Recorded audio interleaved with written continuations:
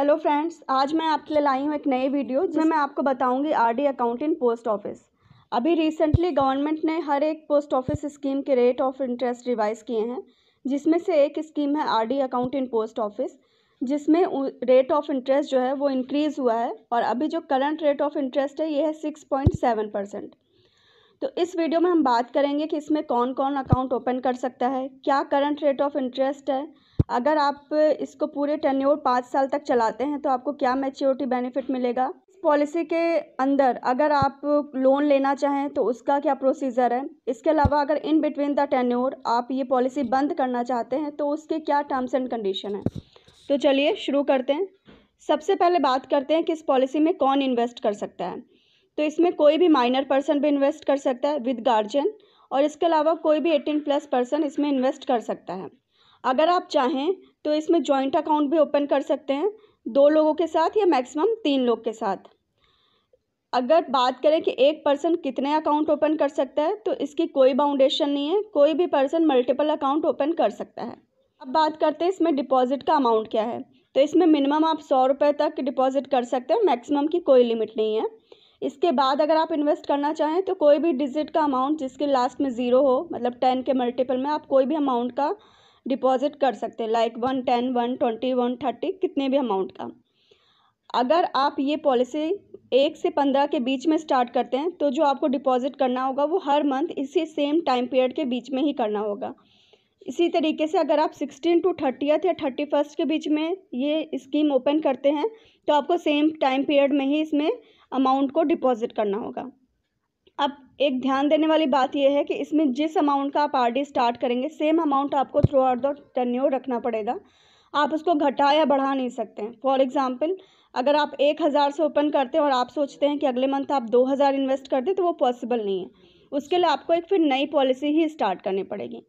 इसके साथ साथ अगर आप अभी फ़िलहाल 2000 का स्टार्ट करते हैं या 5000 का स्टार्ट करते हैं और अगले महीने अगर आपको लगता है कि आप डिपॉजिट नहीं कर सकते हैं तो उस कंडीशन में आप कम करना चाहें तो वो भी पॉसिबल नहीं है। अब बात करते हैं अगर पॉलिसी के बीच में किसी भी रीज़न की वजह से आप डिपॉजिट नहीं कर पाते हैं तो क्या होगा। पहले तो कोशिश यही करिए कि अगर आपने कोई भी पॉलिसी स्टार्ट की है तो थ्रू आउट द टेन्योर उसको चलाइए। पर अगर आप इसमें बीच में डिपॉजिट नहीं कर सकते हैं या कुछ भी प्रॉब्लम आ जाती है तो 4 महीने तक तो कोई बात नहीं है। अगर आप 4 महीने तक इन्वेस्ट नहीं करते हैं तो ये पॉलिसी बाय डिफ़ॉल्ट आगे 4 महीने बढ़ जाएगी। जैसे इसका थ्रू आउट द टेन्योर 5 साल होता है, 5 साल मतलब 60 महीने। 4 महीने तक अगर आपने नहीं जमा किया तो इसका जो नया टेन्योर हो जाएगा वो बाय डिफ़ॉल्ट 64 मंथ हो जाएगा। पर उसके बाद अगर आप नहीं जमा कर पाते हैं तो आपको पेनाल्टी देनी होगी, जो कि 1% की पेनाल्टी होगी। फॉर एग्जांपल, अगर आप 100 रुपये का आरडी अकाउंट ओपन करते हैं और आपने इस महीने भी नहीं जमा किया, उसके अगले महीने भी नहीं जमा किया, तो 1% पेनाल्टी के हिसाब से आपको 101 रुपये करके 202 रुपये आपको सबमिट करने होंगे, तभी ये पॉलिसी वापस से स्टार्ट हो पाएगी। इसके साथ साथ गवर्नमेंट ने इसमें एडवांस डिपॉजिट की भी फैसिलिटी दी है। अगर आप एडवांस डिपॉजिट करना चाहें, जैसे आप भूल जाते हैं पॉलिसी में अमाउंट को जमा करना या कुछ भी रीज़न हो, आप अगर एडवांस में जमा करते हैं तो वो भी कर सकते हैं। आप चाहें तो 5 साल का एक साथ जमा कर दीजिए या 6 महीना, 1 साल, जैसा आप चाहें जमा कर सकते हैं। अगर आप इसमें 6 महीने का अमाउंट एक साथ जमा करते हैं तो आपको 10% का डिस्काउंट मिलेगा। इसके साथ साथ अगर आप 12 महीने का अमाउंट एक साथ इन्वेस्ट करते हैं तो आपको 40% का डिस्काउंट मिलेगा। पर ध्यान देने वाली बात यह है कि जो आपको 10% का या 40% का डिस्काउंट मिलेगा उस पूरे अमाउंट पे नहीं, बल्कि जो आपका 1 मंथ का अमाउंट होता है उस पे मिलेगा। फॉर एग्जांपल, अगर आप 100 रुपये का आरडी अकाउंट ओपन करते हैं तो 6 महीने का कितना हो गया, 600 रुपये। तो आपको उस 600 रुपये पे नहीं मिलेगा, जो 100 रुपये है उसका 10%, यानी कि उस 100 रुपये का 10 रुपये का डिस्काउंट आपको मिलेगा। तो आपको 600 के बजाय 590 रुपये जमा करने पड़ेंगे। सेम ऐसे ही 12 महीने का कितना हो गया, 1200 रुपये। तो 1200 पे नहीं, 100 रुपये का 40% कितना हुआ, 40 रुपये। तो आपको 1200 रुपये नहीं, 1160 रुपये आपको जमा करने पड़ेंगे। अब बात करते हैं इसमें मैच्योरिटी पे या प्री मैच्योर विड्रॉल के टाइम पे कितना अमाउंट मिलेगा। तो मैच्योरिटी इसकी 5 साल बाद होती है। 5 साल तक अगर आप इस पॉलिसी को चलाते हैं तो 5 साल के बाद आपको 6.7% के इंटरेस्ट रेट के हिसाब से जो अमाउंट होगा वो, और जो टोटल डिपॉजिटेड अमाउंट होता है वो मिल जाएगा। अगर आप बीच में पॉलिसी बंद करना चाहते हैं तो शुरू के 3 साल तो ये पॉसिबल नहीं है, पर 3 साल के बाद अगर आप बंद करना चाहते हैं तो जितना भी अमाउंट आपने डिपॉजिट किया होगा उस पर जो इनका नॉर्मल सेविंग अकाउंट का इंटरेस्ट है 4% का, उसके हिसाब से आपको सारा अमाउंट वापस मिल जाएगा। अगर 5 साल लगातार आप इसको चलाते हैं तो आपके ऊपर डिपेंड करता है कि आप इसको उसके बाद एक्सटेंड भी कर सकते हैं, और ये एक बहुत अच्छा ऑप्शन है, क्योंकि अगर आप इसको एक्सटेंड करते हैं तो आपको वही रेट ऑफ इंटरेस्ट मिलेगा जो आप आरडी अकाउंट स्टार्ट करते टाइम पे आपको दिया गया था। सेम इंटरेस्ट आपको आगे भी मिलता रहेगा।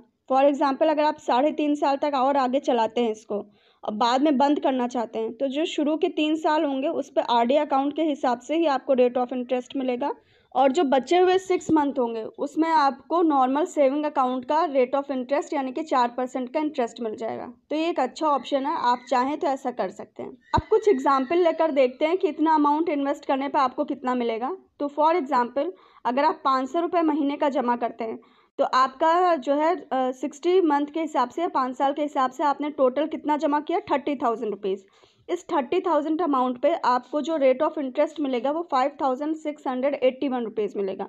तो टोटल कितना हो गया, 35,681 रुपीज़ आपको 5 साल के बाद मिलेगा। अगर आप 1,500 रुपये हर महीना जमा करते हैं तो 5 साल में आपने कितना जमा किया, 90,000 रुपये। इस पे जो रेट ऑफ इंटरेस्ट मिलेगा वो होगा 17,050 रुपये, और टोटल जो अमाउंट हो गया वो हो गया आपका 1,07,050 रुपये। ऐसे ही अगर आप 3,000 महीना जमा करते हैं तो आपका 5 साल में अमाउंट जो टोटल जमा हुआ वो हुआ 1,80,000 रुपये। इसमें जो रेट ऑफ इंटरेस्ट मिला वो हुआ 34,097 रुपीज़। तो टोटल आपका कितना हो गया, 2,14,097 रुपीज़। ये हुआ कुछ एग्जाम्पल्स। अब बात करते हैं लोन फैसिलिटी की। तो इसमें लोन फैसिलिटी भी अवेलेबल है। आपको लोन फैसिलिटी लेने के लिए कम से कम 12 महीने ये स्कीम चलानी है। 12 महीने के बाद अगर आप चाहें तो लोन फैसिलिटी ले सकते हैं, पर उस केस में आपने जितना भी अमाउंट डिपॉजिट किया है उसका 50% ही लोन आपको मिलेगा। फॉर एग्जांपल अगर आप 1,000 हर महीना जमा करते हैं तो 12 महीने के हिसाब से 12,000 जमा हुए, उसका 50% यानी कि आपको 6,000 रुपये एज अ लोन मिल सकता है, जिस पे आपको 2% का ब्याज पड़ेगा। बाद आप चाहें तो ये जो लोन का अमाउंट है वो मंथली रीपे कर सकते हैं या एक साथ रीपे कर सकते हैं, आपके ऊपर डिपेंड करता है। अगर आप इसका अमाउंट, इस लोन अमाउंट को रीपेमेंट नहीं करते हैं तो जो भी आपका मैच्योरिटी अमाउंट होगा उसमें ये एडजस्ट कर लिया जाएगा। आई होप आपको जो भी बातें इस वीडियो में बताई गई वो सारी समझ में आई होंगी।